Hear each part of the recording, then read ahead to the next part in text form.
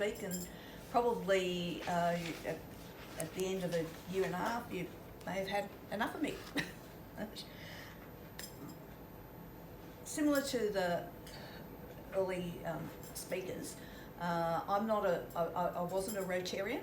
My family background is I came from Sydney and moved to the Gold Coast, and where I was recruited to go to Korea as one of the principals at Seoul International School, and from there Hong Kong International School, which I didn't follow through because at that point I was travelling a fair bit.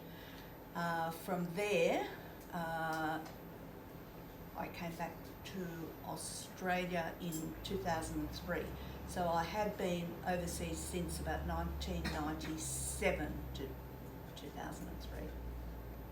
When I came back, I had brought with me a new husband, and we met in Korea and we married in Hong Kong. He's Australian, and when he came back, having retired from Castrol, who was then BP as well, he wanted something to do, and he didn't know anyone, having travelled for many years. He didn't have any mates, had no fellowship, nothing. So in the end, Brendan joined Rotary, and then I hopefully learned a bit by osmosis. A few years back, you can count my age, it won't matter. When I turned 60, I had a choice, I'd like to have a big raging party or go somewhere I'd never been.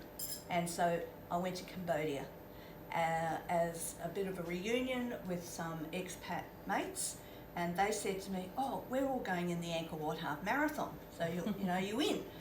Now, I'd never run. I mean, prior to that, a few years back, I would have driven around the corner for a packet of cigarettes, right? So, with that in mind, but I had 6 months to train, and I trained up, and we entered the 10 kilometres, ran that, did that for the last 9 years, I think, and done that every year. But they didn't tell me that they weren't going to run. They just walked. But, I mean, maybe I've got the last laugh, because that week when we were there for the Angkor Wat Half Marathon, I went out for a bit of a drive with a private tour guide. And his name is Shantri Chuan. And Shantri, I said to him, "Look, I don't want to go to, I've done all the Angkor Wat stuff, right? Just want to go out, take me for a drive to the countryside," which we did. And he took me to some villages where I'm thinking, this guy's got contacts, because where we go, they're quite welcoming, right? But they weren't like big villages, like little hamlets. So we went to one where there was a lady sitting there, and she'd been given a well by Shantria, and he'd done some fundraising for this well. So he was there just to do, to check it was done, and he had me with him. So you imagine, I would count myself as pretty mean when it came to like beggars and these sort of people, because I lived in China, I lived in Asia. My family are from China and Hong Kong. So, I mean, we've got the beggars with the, those guys on like trolleys with no legs, and right, all of this sort of thing. But on this day, it's sort of like like a aha moment. So we turned up at this little hamlet, and there was a little wizened lady sitting over a brazier, and she was grilling 5 fish. And around her were these little kids, some with clothes, some without. And when we got out, and she saw, Shantri explained who I was, she offered me 1 fish on a stick. Now the fish is as big as this, because it was wet season and they just sort of overflow into the rice fields. And there were all these little kids all squatting around looking at me. So it was a case of, I thought, right, I've got to be, diplomatic here. So I broke off a tail and I gave it to one kid. And so by the time, there were about 5 bits, so a few of them around me. And by the time the head, so I just thought, right, suck it up, in it goes. I had to, because she had offered that to me, and that was the prize bit, was the head. So, it was like getting cross between a pilchard and a cat food, you know, that. So, and I thought, you know what, here's this woman with nothing. And I'm a guest, and this is what she has offered me. I mean, how noble is that? And I started having a bit of a chat with Chantry about the work he was doing, and when I came back, Brendan and I, my husband and I, did some bit of due diligence on whether he was a legit sort of person, and we found that he was also associated with 2 or 3 other people who he had met from overseas. And from there, the Foundation for Water Education Cambodia was born, with me and another girl, Tina, from Rome, an United Nations employee.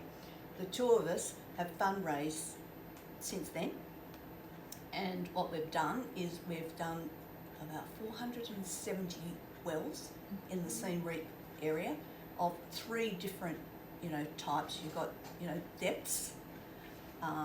We've done, built houses. We've refurbished houses. We donated, I haven't gone the count, maybe at least 200 to hundreds of bikes.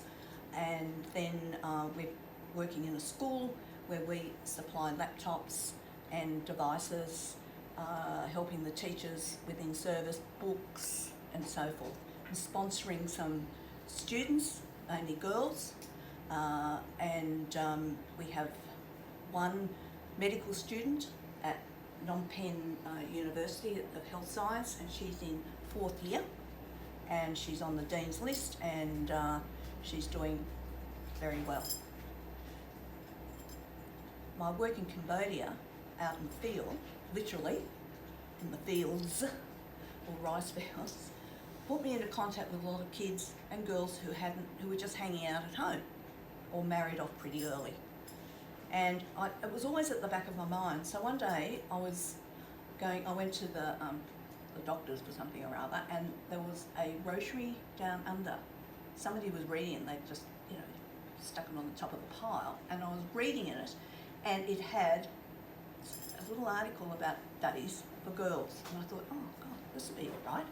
So it's a possibility. So I contacted the national director at that time, Gloria, and anyway, I told her what I was doing, and so we got kids together, and then Tina in Rome, we started Rome Days for Girls. She's got a team over there, and so when we were bringing them in ourselves, and I was giving a hand to the director then, our Australian director, just to keep a record of what was going on. In the meantime, I then went to, through Gloria, to a Rotary International, it was an international meeting. It was like the big international where everybody came to sit in Sydney. And it was just so weird because Gloria and some of the other girls went off to lunch, and they said, oh, Maria, look, we'll give you this passing so we can go off somewhere. And if you want to stay in the stand or just walk around and talk about Days for Girls at a basic level, we're good. So that's what I did. And then I think I met Russell. I was walking around, right? And then Russell introduced me to Jenny Foster.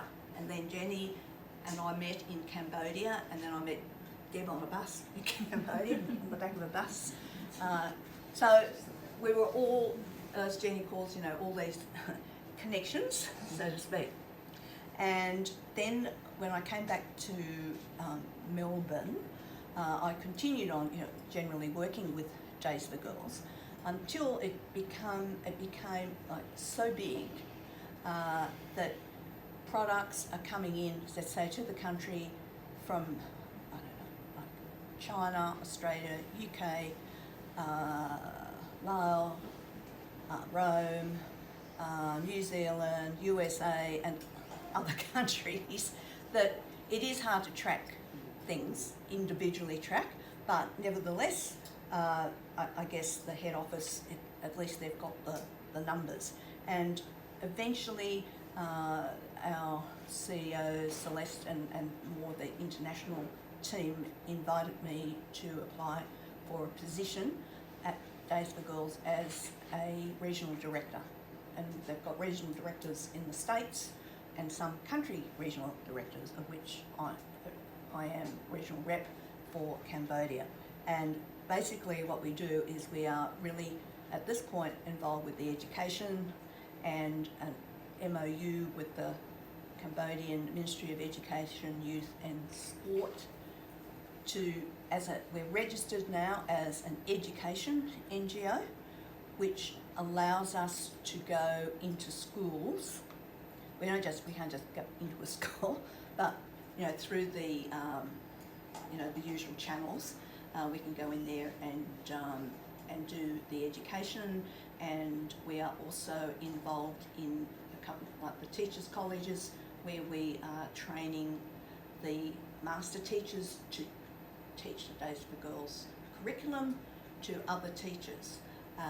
And there is this particular project where even Days for Girls have employed a monitoring and evaluation company to do the M&E so that we can report back to the government, and we can also report back to our donors as such. And it brings me back then to Rotary here. I have always been on the outskirts of Rotary. My husband at that time, and he still is of course an active member of a men's club, and similar, we're going, some like bloke thing, and hence I really wasn't that interested, and I was too busy as it is with Days for Girls and my own NGO work with the Cambodian, the water and education workers as well. So through all of this, the connections have come up, and I have been, introduced to Rotary more at the grassroots level with Jenny and Deb and the Care for Cambodians team, because I admire the way they work. They're at grassroots level. They, in fact, dare I say, live the 5-way test. Even if, I don't know, even if you didn't know what the 4-way test, isn't it? 4-way test. The 4-way test. 5. If you didn't know what it was, they still live at that. They still, that's their philosophy on life, and that was what impressed me. And I thought, also when my husband joined, he had the test up on his wall, and I thought, what's this? And Brendan said to me, he goes, if people live their life like this, it's not a bad organisation to join. And so, and that suited him, at that time of his life, and of course he continues to work and with Brighton Rotary. So right now, it's a pleasure to be here and work with everyone. And I was actually just one thing before I go. One last is one of the Jenny Fosters. One more thing: the connections between us and other organisations. We're talking about St Leonard's, like with Russell's wheelchairs for kids. Now, St Leonard's School is actually going to Cambodia. This is a school in Brighton. And so they came to me and they said, some of the parents, and she said, maybe we could bring some kits, or we could do something for you with Days for Girls. And I said, right, find out which NGO you are going to, that you're going to spend time working with your kids. And you wouldn't believe it. Aviv, it's yours. It's Cambodian Rural Students Trust, which is the Days for Girls enterprise. So by all purposes, we're all coming together. Thank you.